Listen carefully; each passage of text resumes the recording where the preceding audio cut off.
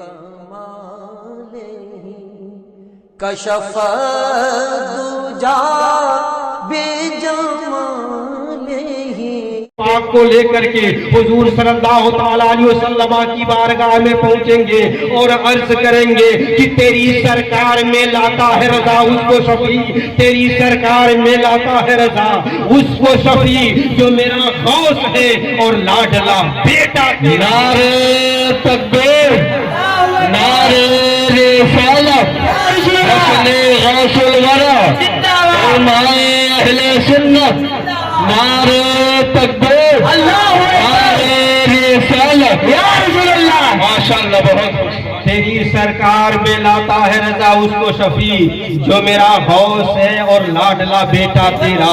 اسی غوث کی بارگاہ میں ہم خراج عقیدت پیش کرنے کے لیے اکٹھا ہوئے ہیں۔ جب اپنے غوث کی باری آتی ہے، جب محبوب سبحانی کی ذات سامنے آتی ہے، جب آپ کی زندگی کے تمام عنصر اجاگر ہوتے ہیں تو ہم جیسے کم علم یہ کہنے پر مجبور و لاچار ہو جاتے ہیں کہ شروع کریں ہم داستان الفت، اے ہم سفیروں کہاں سے پہلے شروع کریں ہم داستان الفت، اے ہم سفیروں کہاں سے پہلے بنظر دل عرض کر دیں زباں سے پہلے، اور کوئی مصور اتارے کیسے تمہارے نقشے تمہارے جلوے کی ہر ادا بولتی ہے یہاں سے پہلے یہاں سے پہلے۔ میرے عزیز سبحان اللہ، آج کے اس انجمن کی شروعات، آج کے اس بزم کی شروعات، آج کے بنکٹی کی غوثیہ ممبر و محراب کی شروعات میں سیدنا سرکار غوث پاک کی زندگی کے اس پہلو سے شروع کر رہا ہوں۔ آپ کی زندگی کے اس ورق کو پلٹ رہا ہوں آپ کے سامنے، آپ کی زندگی کے اس باپ کے دریچے کو کھول رہا ہوں آپ کے سامنے۔ جب آپ بچپن میں تھے اس قدر ہو گئے تھے کہ اب آپ باپ کی انگلی پکڑ کر کے اپنے گاؤں کے مکتب میں جا سکے۔ آج بھی یہی وصول ہے، آج بھی یہی طریقہ ہے کہ جب بیٹا اس لائق ہو جاتا ہے کہ وہ اپنے پاؤں پر چل سکے، بیٹا جب اس لائق ہو جاتا ہے کہ اپنے پاؤں پر چل کر کے مکتب پہنچ سکے تو وہ باپ جس کا سینہ دو گنا ہو جاتا ہے اپنے بیٹے کو سجاتا ہے، سنوارتا ہے، انگلی اپنی پکڑاتا ہے اور گاؤں کے مکتب میں لے جا کر کے امام کے حوالے کر دیتا ہے۔ ذرا آپ صاحب اولاد ہیں، اس منظر کو سامنے رکھیں اور اس منظر کو دیکھیں جو میں بیان کرنا چاہتا ہوں۔ سیدنا سرکار غوث پاک رضی اللہ تعالیٰ عنہ ہے، شہر بغداد ہے، بغداد کی گلیاں ہیں، آپ اپنے والد بزرگوار کے انگلی کو پکڑ کر کے گاؤں کے مکتب میں جا رہے ہیں۔ باپ اور بیٹے کے اس منظر کو ملاحظہ فرماؤ۔ جب آپ مکتب میں پہنچتے ہیں، باپ نے کہا استاد سے کہ اے میرے استاد زمن، اے استاد گرامی، یہ میرا لڑکا عبد القادر محی الدین ہے، میں آپ کے حوالے کر کے جا رہا ہوں، اسے قرآن پڑھنا سکھا دیں، اسے قرآن سمجھنا سکھا دیں، اسے قاری قرآن بنا دیں۔ میں اس امید سے آپ کی بارگاہ میں بھیج کر کے واپس جا رہا ہوں، آپ کی بارگاہ سے واپس جا رہا ہوں کہ کل میرا بچہ آپ کی بارگاہ سے قاری قرآن بن کر کے نکلے گا، عالم قرآن بن کر کے نکلے گا، مانی قرآن بن کر کے نکلے گا۔ باپ اپنے بیٹے کو گاؤں کے مکتب کے مولوی کے حوالے کر کے گھر لوٹتے ہیں اور روپے تہجی پڑھانا شروع کرتے ہیں۔ پڑھانے کے بعد میں جب آپ نے قرآن پڑھانا چاہا تو ہم سب کے غوث اعظم فرماتے ہیں کہ اے استاد گرامی، میں قرآن کے 17 پاروں کا حافظ ہوں، میں قرآن کے 17 پاروں کا قاری ہوں، میرے سینے میں قرآن کے 17 پارے محفوظ ہیں، میرے سینے میں قرآن کے 17 پارے محفوظ ہیں۔ استاد حیران و پریشان ہو جاتا ہے، کیسا لڑکا ہے جو 17 پارے کا حافظ ہے لیکن باپ کو علم نہیں ہے، کیسی اولاد ہے جو 17 پارے کا حافظ ہے لیکن باپ کو معلوم نہیں ہے، کیسا باپ ہے جو اپنے بچے کی خبر بھی نہیں رکھتا ہے۔ باپ کو یہ کہا کہ گیا تھا کہ میں میں بچے کو آپ کے حوالے کر رہا ہوں، انہیں قرآن پڑھا دے۔ اور جب میں قرآن پڑھانا چاہا تو بچہ یہ کہہ رہا ہے کہ میں قرآن کے 17 پارے کا حافظ ہوں۔ استاذ نے پوچھا تھا کہ بیٹے تم حافظ قرآن کب ہوئے؟ تمہارے باپ کو علم نہیں ہے۔ تم قاری قرآن کب ہوئے؟ تمہارے باپ کو اس کی خبر نہیں ہے۔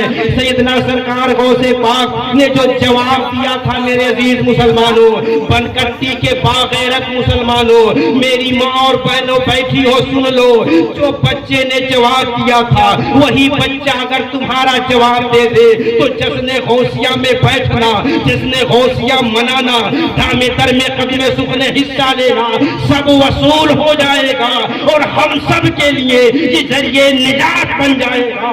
بیٹے نے کہا تھا کہ اے استاد گرامی آپ سن لیں، جب میں اپنی ماں کے پیٹ میں پرورش پا رہا تھا، جب میں اپنی ماں کے پیٹ میں پل رہا تھا تو میری ماں کا معمول یہ تھا، میری ماں کا طریقہ یہ تھا، میری ماں کا وصول یہ تھا کہ وہ کھانا بھی بناتی تھی اور قرآن کی تلاوت بھی کرتی تھی، وہ نماز بھی پڑھتی تھی اور اپنے شوہر کے حقوق کو بھی ادا کرتی تھی۔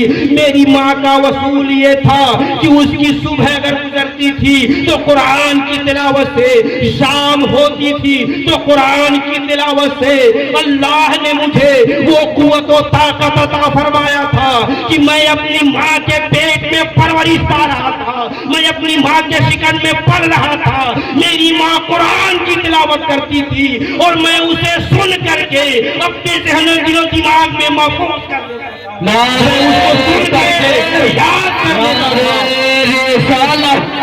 جشن غوث الورا، علماء اہل سنت، نعرہ تکبیر، نعرہ رسالت۔ ہم سب کے غوث نے مکتب بغداد میں بیٹھ کر کے اپنے استاذ کو یہی جواب دیا تھا کہ جب میری ماں قرآن کی تلاوت کرتی تھی تو میں اپنی ماں کے شکم میں قرآن کو سن لیا کرتا تھا اور اسے اپنے سینے میں محفوظ کر لیا کرتا تھا۔ آج سائنسی دور ہے، تحقیقی دور ہے، ریسرچ کا زمانہ ہے، یہ بات ازہر میں ہو گئی ہے، اس بات کی تصدیق کر لی گئی ہے کہ ماں کے پیٹ میں جب اولاد تیسرے منزل میں پرورش پاتی ہے، 6 مہینے کے بعد میں جب ماں کے پیٹ میں اولاد پرورش پاتی ہے تو وہ اس میں چلتی بھی ہے اولاد، پھرتی بھی ہے اولاد، سننے کی طاقت بھی رکھتی ہے، یہاں تک کہ ماں اگر کڑوی چیز کھا لی ہے تو اس کو احساس ہو جاتا ہے، ماں چلتی پھرتی ہے تو بیٹے کو پرورش پانے والی اولاد کو یہ احساس ہو جاتا ہے، تو جب ماں کا نقش قدم بیٹے کو احساس دلا دیتا ہے، ماں کا چلنا پھرنا پرورش پانے والے بیٹے کو احساس دلا دیتا ہے، ماں کے اٹھنے بیٹھنے کے طریقے کو بیٹا دیکھ لیتا ہے، سن لیتا ہے، اور جو اللہ کے نیک بندیاں ہوا کرتی ہے ان کے پیٹ میں پرورش پانے والا بچہ اپنی ماں کے ہر حرکت و نقل کو دیکھ لیا کرتا ہے۔ ہم سب کا امام و امام تھا کہ اپنی ماں کے گود میں پل رہا تھا، ماں کے شکم میں پرورش پا رہا تھا، ماں جو کہہ رہی تھی اسے سن رہا تھا، ماں جو کر رہی تھی اسے دیکھ رہا تھا، اور سنا اور دیکھ ہی نہیں رہا تھا بلکہ اپنے زندگی میں پنہا بھی کر لیا تھا۔ میرے عزیز مسلمانوں، ذرا آپ اندازہ لگاؤ کہ جس غوث کی تم آج انجمن سجائے ہو، جس غوث کی تم آج نظر و نیاز مانتے ہو، جس غوث کی آج تم مرغا فاتحہ دلاتے ہو، اس غوث کو اللہ نے اس مقام و مرتبہ تک اس وقت تک نہ رکھا جب تک کہ آپ کی ماں سیدہ طیبہ و طاہرہ فاطمہ رضی اللہ تعالیٰ اس لائق نہ تھی، آپ کے باپ گرامی، آپ کے والد بزرگوار تقوی اور طہارت کے اعلیٰ معیار پر نہ تھے۔ یاد رکھو میری ماں اور بہنوں، یاد رکھو میری قوم کے نوجوانوں، ایک بیٹے کے لیے باپ کی انگلی سے بڑھ کر کے دنیا میں کوئی پاک و پوتر سہارا نہیں ہوتا ہے۔ ایک اولاد کے لیے ماں کی گود اور اس کا سینہ سے بہتر ہو کر کوئی تعلیم و تربیت کی درسگاہ نہیں ہوتی ہے. آج ایسا ہم کریں گے ویسے ہی ہماری اولاد کرے گی. میری ماں اور بہنوں بیٹھی ہو تو سنو, آج تمہارے پیٹ میں بچہ پرورش پاتا ہے, جس بچے کو تم 9 مہینہ پیٹ میں رکھتی ہو, جس مہینہ کو تم 2 سال کم و بیش دودھ پلاتی ہو, سینے سے لگا کر کے رکھتی ہو, وہ بیٹا تمہارے بڑھاپے کا بھی سہارا بنتا ہے, اپنی جوانی میں تمہاری عزت و آبرو کا بھی سہارا بنتا ہے. سنو, آج کی مائیں غوث تو نہیں پیدا کر سکتی ہیں لیکن غلام غوث پیدا کر سکتی ہے. آج کی مائیں قطب و ابدال تو نہیں پیدا کر سکتی ہیں لیکن غلام قطب و ابدال پیدا کر سکتی ہیں. لیکن شرط یہ ہے کہ ہو اگر آج بھی براہیم صاحبہ پیدا ہو, اگر آج بھی براہیم صاحبہ پیدا, آگ کر سکتی ہے انداز گلستہ پیدا. نعرہ رسالت, جشن غوث الورا, علماء اہل سنت, نعرہ تکبیر, نعرہ رسالت. ہر ماں سیدنا سرکار غوث پاک کی ماں کا صحیح معنوں میں خاتمہ ہو جائے. ہر باپ سیدنا سرکار غوث پاک کے والد بزرگوار کی زندگی کو اپنی زندگی میں بنہا کر لے تو آج ہماری اولاد غلام غوث بن کر کے دنیا میں جب چلے گی تو بھی ہماری عزت ہوگی. دنیا میں جہاں بیٹھ جائے گی وہاں سے ہماری عزت کے سوتے پھوٹیں گے. دنیا میں جہاں قدم رکھ دے گی وہ قدم ہمارے لیے سکون و اطمینان کی آماجگاہ بن جائے گی. لیکن حال یہ ہے کہ بچہ پیٹ میں پرورش پا رہا ہے, ماں تمہیں احساس نہیں ہے کہ تمہارے مقام و مرتبہ کتنے بلند و بالا ہے. ارے تم ہی وہ ماں ہو کہ جس نے انبیاء کو جنم دیا ہے, تم ہی وہ ماں ہو جس نے رسول اعظم کو دودھ پلایا ہے, تم ہی وہ ماں ہو جن کے شکم میں غوث پلے ہیں, تم ہی وہ ماں ہو جن کے شکم سے ابدال جنم دیے ہیں. ارے تم وہ ماں ہو کہ جس اولاد کو تم پیٹ میں پالتی ہو, جس اولاد کو تم سینے سے لگا کر کے چمٹا کر کے دودھ پلاتی ہو, اس اولاد کی جنت اللہ تبارک و تعالیٰ نے تمہارے قدموں میں رکھ دیا ہے. تو جب تمہارے قدم کا یہ عالم ہے تو تمہارے جسم کے اور اعضاء کا کیا ہوگا؟ شرط یہ ہے کہ تم اپنے آپ کو پہچانو. میری ماں اور بہنوں, تم کہاں چلی گئی ہو؟ تمہارا مقام و مرتبہ بہت بلند و بالا تھا. اسلام نے تمہیں عزت دیا تھا, اسلام نے تمہیں عظمت دیا تھا. جب تم بیٹی کی شکل میں تھی تو باپ کے وہاں تمہاری عزت دی تھی. جب تم بہن کی شکل میں ہوتی ہو تو بھائی کے دل میں محبت ڈال دیتا ہے. جب تم بیوی کی شکل میں ہوتی ہو تو شوہر کے دل میں تمہاری عظمت بیٹھا دیتا ہے. جب تم ماں کی شکل میں ہوتی ہو تو تمہارا مقام و مرتبہ تو یہاں تک بلند کر دیا کہ تمہاری اولاد حافظ قرآن بن جائے, تمہاری اولاد عالم قرآن بن جائے, تمہاری اولاد حضرت علامہ تاج الدین جیسا قبلہ فنکار شاعر بن جائے, تمہاری اولاد تمہارے مسجد و ممبروں میں محراب کے امام بن جائے. اس امام کی بھی جنت تمہارے قدموں پہ لا کے رکھ دیا ہے. میرے عزیز مسلمانوں, تم اپنے مقام و مرتبہ کو پہچاننے کی کوشش کرو. سنو, آج سیدنا سرکار غوث پاک کی محفل میں بیٹھے ہوئے ہو, انجمن غوثیہ میں بیٹھے ہوئے ہو. سیدنا سرکار غوث پاک کی زندگی سے اگر بنکٹی کے مسلمانوں سبق نہ سیکھے تو کب تم سیکھو گے؟ یہ لمحہ, یہ گھڑی, یہ وقت بار بار نہیں آئے گا. سنو میرے عزیز مسلمانوں, سیدنا سرکار غوث پاک رضی اللہ تعالی عنہ کی بچپنے سے لے کر کے ایام طفلیت سے لے کر کے زندگی کی آخری سانس کو اگر تم دیکھ لو گے تو یا تو سیدنا سرکار غوث پاک شہر بغداد کی جامع مسجد میں بیٹھ کر کے تعلیم و تعلم حاصل کر رہے ہیں, یا تو سیدنا سرکار غوث پاک شہر بغداد اور اطراف بغداد میں تبلیغ کا کام انجام دے رہے ہیں, یا تو سیدنا سرکار غوث پاک سمندر کے کنارے, دریا کے کنارے نعرہ تکبیر, تکبیر, نعرہ رسالت, اہل سنت, علامہ سید غلام حسین صاحب قبلہ, نعرہ تکبیر, نعرہ رسالت.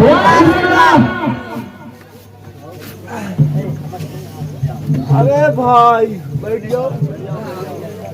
پاک پڑھیں اللہم صلی علی سیدنا شفیعنا نبینا قلوبنا مولانا محمد بارک وسلم صلاۃ و سلام علیک یا رسول اللہ صلی اللہ تعالی علیہ وسلم۔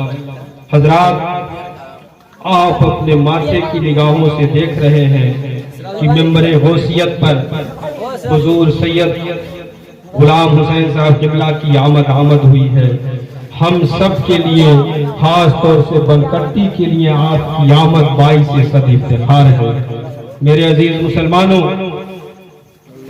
آج اس وقت ممبر نور پر جماعت اہل سنت اور سلسلہ غوثیت کی ایک کڑی سرزمین نیپال کے نول پراسی ضلع سے ابھر کر کے پورے نیپال میں، پورے ملک میں ملت و مذہب کے کام کو انجام دے رہی ہے۔ ہم سب کا فریضہ یہ بنتا ہے کہ حضور سید صاحب قبلہ جس مشن کو لے کر کے راشٹری علماء کونسل کے بینر تلے آگے بڑھ رہے ہیں، ہم ہر زاویے سے، ہر مشکل گھڑی میں لبیک کرتے ہوئے کھڑے رہیں اور کھڑے ہونے کے ساتھ ساتھ اس پر عمل پیرا بھی رہیں۔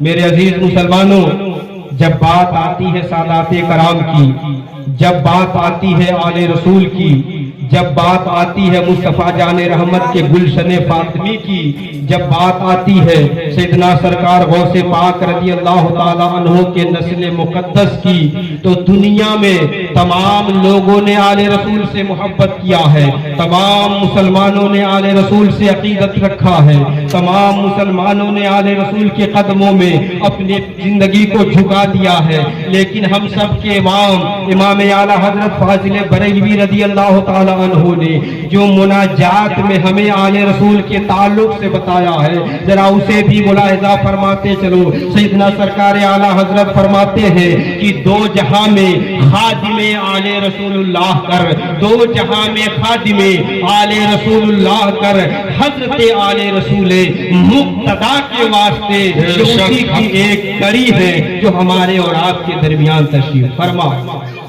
درود پاک پڑھ لیں تو میں اپنی بات عرض کروں۔ اللہم صلی علی سیدنا شفیعنا نبینا قلوبنا مولانا محمد بارک وسلم صلاۃ و سلام علیک یا رسول اللہ صلی اللہ علیہ وسلم۔ تو میں عرض یہ کر رہا تھا کہ سیدنا سرکار غوث پاک کی زندگی کا کوئی بھی ورق آپ پلٹ کر کے دیکھ لو، سیرت غوثیہ کا کوئی بھی باب کھول کر کے آپ دیکھ لو، اپنے غوث کی زندگی کے صبح اور شام کو دیکھ لو تو بچپنے کی زندگی تعلیم حاصل کرنے میں گزری ہے، جوانی کی زندگی تبلیغ میں گزری ہے، اور بڑھاپی کے جو زندگی رہی ہے عبادت و ریاضت میں گزری ہے۔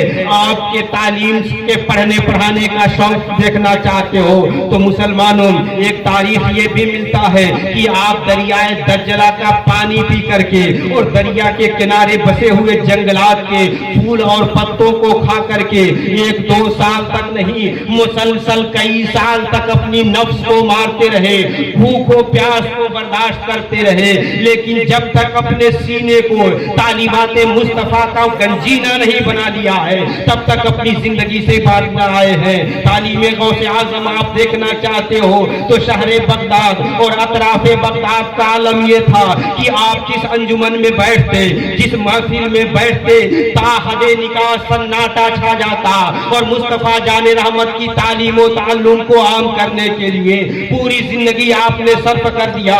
آپ کے بڑھاپے کی زندگی کا عالم یہ تھا کہ آپ 1-2 سال نہیں، مسلسل 40 سال تک نماز عشاء شہر بغداد کی جامع مسجد میں پڑھتے اور پورے بغداد اور اطراف بغداد سے آئے ہوئے علوم تشنب نبویہ کو درس حدیث دیتے، یہاں تک کہ شہر بغداد کی جامع مسجد سے فجر کی آذان بلند ہو جاتی۔ مورخوں نے لکھا ہے، سیرت نگاروں نے لکھا ہے کہ مسلسل 40 سال تک سیدنا سرکار غوث پاک عشاء کی وجہ سے نماز فجر ادا فرماتے تھے۔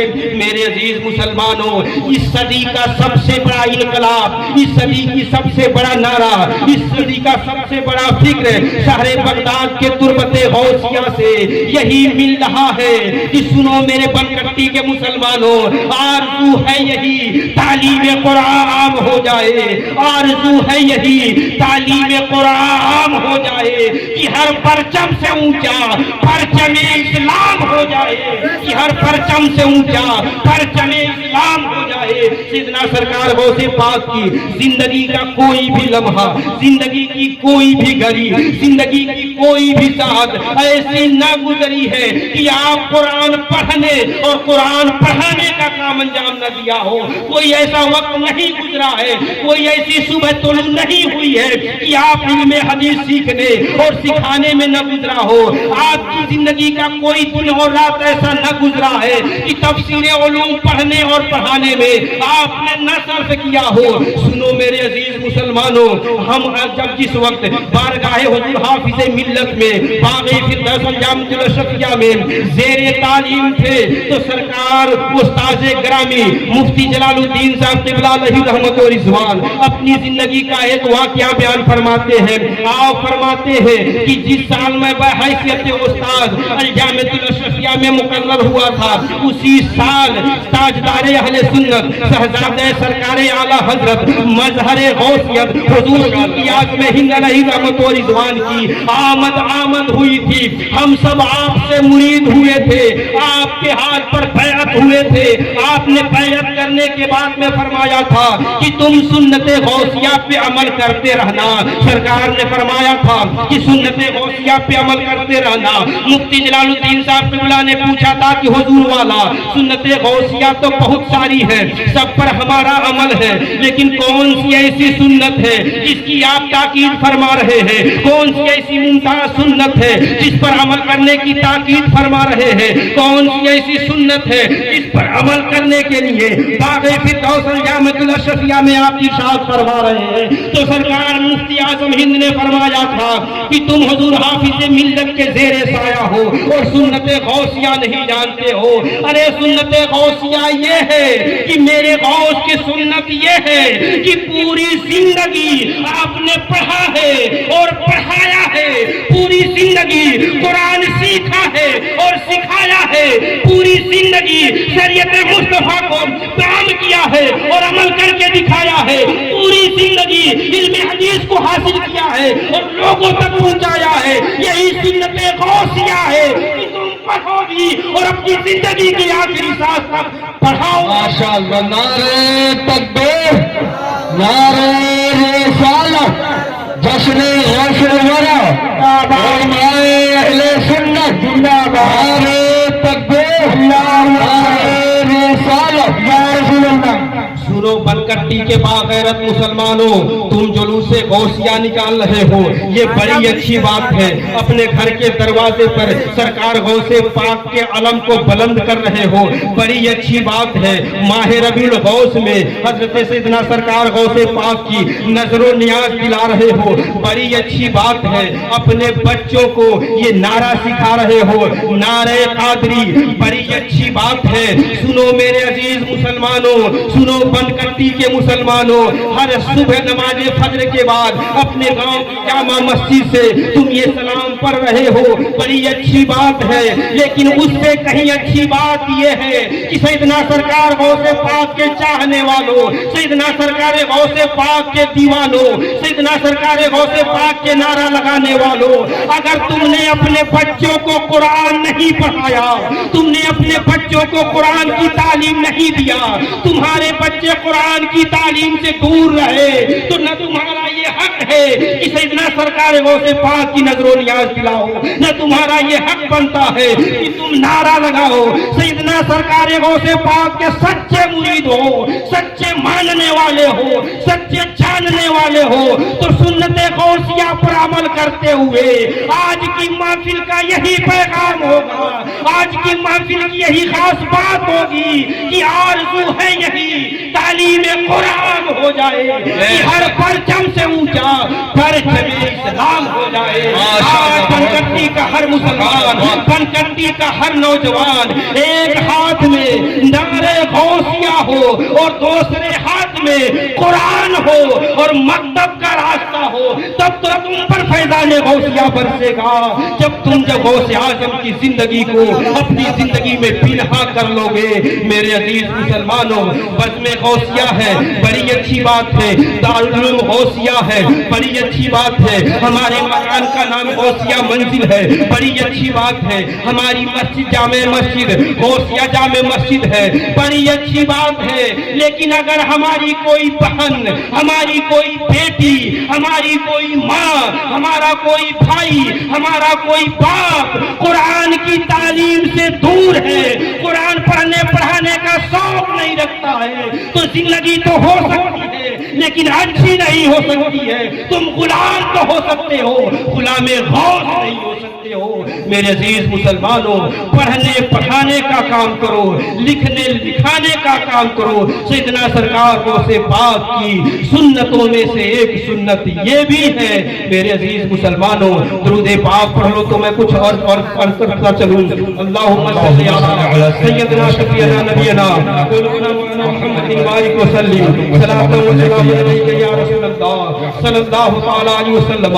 ہم اور آپ سیدنا سرکار غوث پاک کے بڑی عقیدت رکھنے والے ہیں، بڑی محبت رکھنے والے ہیں، بڑی انسیت رکھنے والے ہیں. لیکن آؤ چلو شہر بغداد سے قریب ایک دیہات ہے، وہاں پر سیدنا سرکار غوث پاک کا ایک مرید ہے جو بڑی غریب ہے، بڑی پریشان حال ہے، مفلسی کا زندگی گزار رہا ہے، پریشانیوں سے دو چار ہو رہا ہے، طرح طرح کے حالات سے جوجھ رہا ہے. ایک طویل عرصہ پریشانی مصیبت میں گزار دیتا ہے.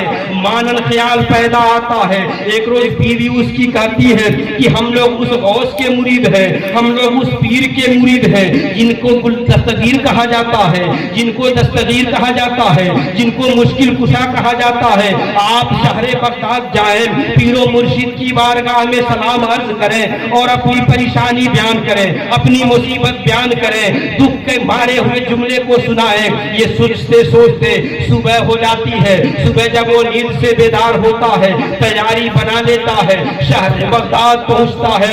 ایک سچا مرید ہے جو اپنے پیر کی بارگاہ میں پہنچ رہا ہے. ذرا پہنچنے کا انداز دیکھو میرے عزیز مسلمانوں. ڈھونڈتا ہوا جب وہ شہر بغداد میں پہنچتا ہے تو اپنے پیر و مرشد کو جب دیکھتا ہے، سلام عرض کرتا ہے، زانو ادب طے کر کے بیٹھ جاتا ہے، اپنی بات شروع کر دیتا ہے. کہتا ہے سرکار والا، ہم آپ کے مرید ہیں، فلاں قصبے میں رہتے ہیں، ہم آج کئی سالوں سے غربت و افلاس کی زندگی گزار رہے ہیں، پریشانیوں پہ پریشانیاں ہم پر مسلط ہو گئی ہیں، گھر میں فاقے پڑ گئے ہیں، بھوکے پڑ گئے ہیں، ہم سب کے کھانے کے لالے پڑ گئے ہیں، بیماریاں ہیں کہ ختم نہیں ہو رہی ہیں.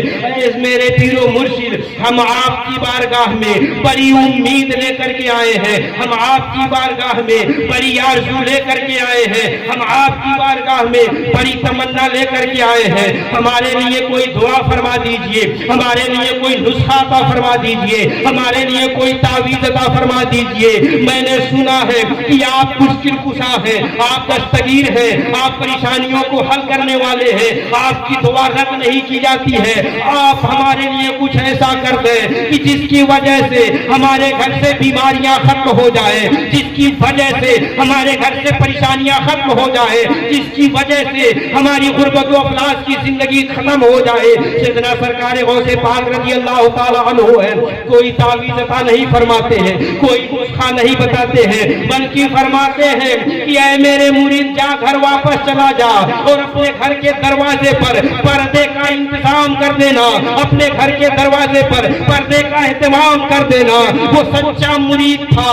آج کا مرید ہوتا تو اعتراض پہ اعتراض کرتا کہ ہم تو تعویذ کے لیے آئے تھے، ہم تو غربت و افلاس سے خاتمے کے لیے آئے تھے، ہم تو پریشانی کے لیے آئے تھے، ہم تو وظیفے کے خواہش مند تھے. ہمارے گھر میں بیماری ہے، اس کا تعلق پردے سے کیا ہے؟ ہمارے گھر میں پریشانی ہے، اس کا تعلق پردے سے کیا ہے؟ ہمارے بیوی بھوکے بچے ہیں، اس کا تعلق پردے سے کیا ہے؟ ہمارے کے گھر میں برکت نہیں ہو رہی ہے، اس کا تعلق پردے سے کیا ہے؟ لیکن وارے وہ شہر بغداد کا سچا مرید ننگے پاؤں واپس چلا جاتا ہے، ادھر بیوی دروازے پر انتظار کر رہی ہے، اپنے شوہر کو دیکھتی ہے، فرط و مسرت سے جھومنے لگتی ہے، اب اسے امید کی ایک کرن دکھائی دیتی ہے، راز کی ایک نظر اس پر پڑتی ہے اور پوچھتی ہے کہ اے میرے شوہر نامدار، کیا فرمایا ہے پیر و مرشد نے؟ کون سی تعویذ عطا فرمایا ہے پیر و مرشد نے؟ کون سا وظیفہ بتایا ہے؟ اس نے کہا کہ نہ تو کوئی تعویذ دیا ہے، نہ تو کوئی وظیفہ دیا ہے،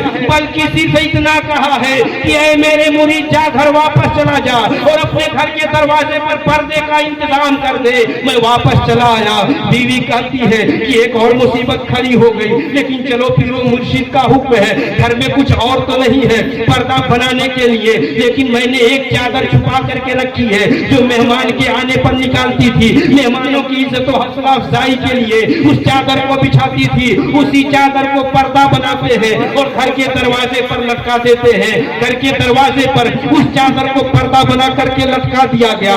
ایک دو مہینہ گزرا تو 4 مہینے گزرے، سال 6 برس گزر گئے۔ ہوتا یہ ہے کہ جیسے ہی اس نے گھر کے دروازے پر پردے کو لگایا ہے، گھر کے اندر سے بیماریاں ختم ہو گئی ہیں۔ جیسے ہی اس نے گھر کے دروازے پر پردے کا انتظام کیا ہے، گھر کے اندر خیر و برکت کا نازلہ شروع ہو گیا ہے۔ جیسے ہی اس نے گھر کے دروازے پر پردے کا انتظام کیا ہے، گھر کے اندر خوشحالی کا ماحول پیدا ہو گیا ہے۔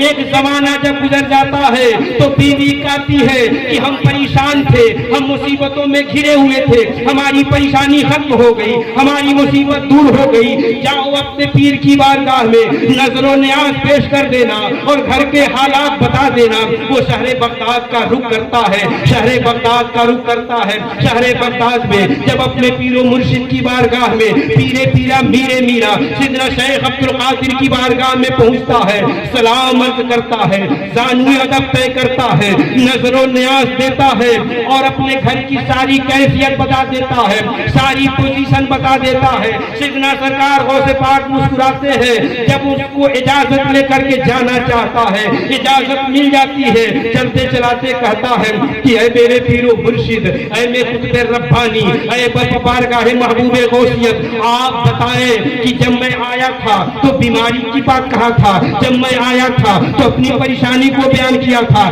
جب میں آیا تھا تو گھر کے اندر خیر و برکت کے نہ ہونے کا شکوہ کیا تھا، لیکن آپ نے فرمایا تھا کہ جا گھر کے دروازے پر پردے کا انتظام کر دینا۔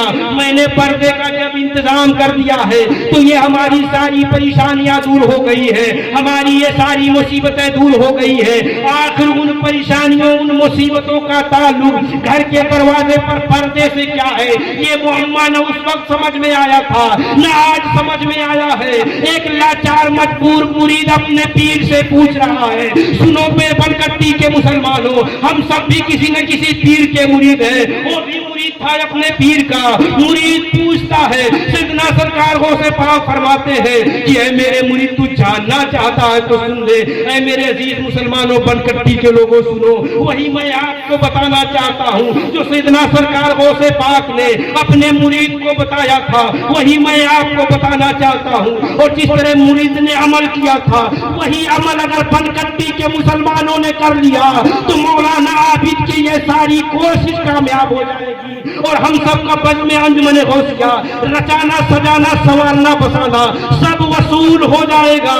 سیدنا سرکار غوث پاک نے فرمایا کہ اے میرے مرید تو سننا چاہتا ہے، اے میرے مرید تو پوچھنا چاہتا ہے تو سن، تیرے گھر کا معاملہ یہ تھا کہ تیرا گھر ایک راہ پر ہے، تیرا گھر شاہراہ پر ہے جہاں سے لوگ گزرتے ہیں، تیرے گھر کے دروازے پر کوئی پردہ نہ تھا، وہاں سے بے نمازی گزرتے تھے، ان کی نظر تمہارے گھر کے اندر پڑتی تھی، خیر و برکت روٹ گئی تھی۔ اس راستے سے شرابی گزرتے تھے، شرابیوں کی نظر تمہارے گھر کے اندر پڑتی تھی، خیر و برکت روٹ گئی تھی۔ تمہارے گھر کے سامنے سے چوروں کی گزر ہوتی تھی، ان کی بدنگاہ تمہارے گھر کے اندر پڑتی تھی، اس لیے بیماریاں ختم نہیں ہو رہی تھی۔ سنو میرے عزیز مسلمانوں، شہر بغداد سے قریب اگر کسی مسلمان کا گھر ہے اور پردے کا اہتمام نہیں ہے تو اس گھر کے سامنے سے اگر بے نمازی گزر جا رہے ہیں، اس گھر کے سامنے سے شرابی گزر جا رہے ہیں، اس گھر کے سامنے سے چور کرنے والے چوری گزر جا رہے ہیں اور ان کی نظر گھر کے اندر پڑ جا رہی ہے تو برکت نہیں ہو رہی ہے، تو سرزمین نیپال پر پہاڑ کے دامن میں بسنے والا اگر پنکٹی ہے اور یہاں کے گھر کی یہ شکایت ہے کہ ہمارے گھر میں بیماری نہیں ختم ہو رہی ہے، ہمارے گھر میں خیر و برکت نہیں ہو رہا ہے، تو جس گھر میں کسی بے نمازی کی نظر پڑ جائے تو برکت نہ ہو، تو جہاں پورا گھر بے نمازی ہو اس گھر کا عالم کیا ہوگا؟ جس گھر میں بھی کسی شرابی کی نظر پڑ جائے تو برکت نہ ہو، تو جس گھر میں گھر کا گھر شرابی ہو اس کا کیا حال ہوگا؟ میرے عزیز مسلمانوں، سیدنا سرکار غوث پاک کی تعلیم یہ ہے کہ جس گھر پر پردے کا اہتمام نہ ہو اور بے نمازی کی نظر پڑ جائے، شرابی کی نظر پڑ جائے، چور کی نظر پڑ جائے تو برکت نہ ہو۔ تو آج کے اس دور میں جس گھر میں بے نمازی رہتے ہو اس گھر میں برکت کیسے ہو سکتی ہے؟ جس گھر میں شرابی رہتے ہو اس گھر میں برکت کیسے ہو سکتی ہے؟ میرے عزیز مسلمانوں، سیدنا سرکار غوث پاک کی تعلیم یہ ہے کہ تم اپنے گھر کے دروازے پر پردے کا اہتمام کرو، جسے پردے میں رکھنے کی چیز ہے اس کو پردے میں رکھو، جو پردے سے باہر رہنے کی چیز ہے اسے پردے کے باہر رکھو، جو جگہ جہاں رہنے کی چیز ہے وہی رہتی ہے تو اس گھر میں خیر و برکت بھی ہوتا ہے، وہ گھر کا ہمارے جنت بھی ہوتا ہے۔ میرے عزیز مسلمانوں، یہ سرکار غوث پاک کی تعلیم ہے۔ آج کے اس انجمن سے، آج کے اس ممبر و محراب سے سید غلام حسین میاں صاحب کو میں گواہ بنا کر کے، ایک آل رسول کو گواہ بنا کر کے آل رسول کے اسٹیج سے صرف یہ پیغام دے رہا ہوں کہ ہر مسلمان کا بچہ اسی وقت غلام غوث ہو سکتا ہے جب تک کہ وہ غوث کی تعلیم